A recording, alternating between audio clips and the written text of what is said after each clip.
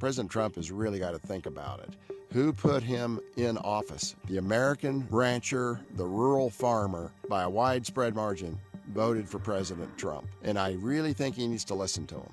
Now, the only price we have that's high is beef, and we'll get that down. And one of the things we're thinking about doing is beef from Argentina. Some farmers are calling the move a betrayal of the American rancher. The traders on the market use this as an excuse to drive the feeder cattle board down and live cattle board down. What that did essentially is it trickled back into the local auction markets. It took billions of dollars out of the hands, out of the pockets of the cow-calf producers in the United States. Speaking for us personally, it cost us a couple $100,000 in valuation. Looks like we've lost around $200 a head in value. That would be around a $17 billion hit.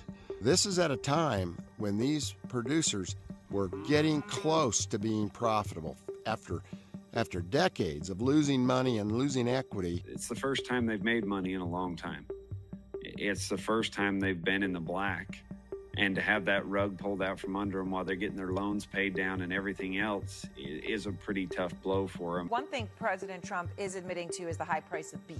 And he just posted, I've asked the DOJ to immediately begin an investigation into the meat packing companies who are driving up the price of beef through illicit collusion. Doesn't this sound like we're in 2023, 2024, when Joe Biden was talking about exactly the same thing? I think everybody needs to understand that the cattle industry and the beef industry are two separate things. And the big packers that control the beef industry, they set the price really, and they are driving this with their imports. They have all the controlling contracts with the Walmarts, the Safeways. So when you get an independent producer trying to sell meat to one of those places, they can't get into that marketplace. They'll force the little guy to leverage themselves to the hilt, and then they pull the rug out from underneath him, and the little guy goes broke. It's a game plan we've seen before.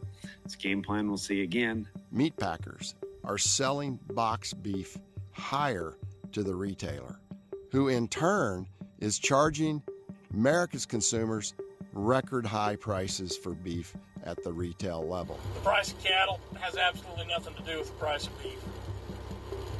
It sounds silly, but that's exactly what it is. As long as box beef trade continues to be steady or higher, that means that the packers are moving the boxes to the retail segment.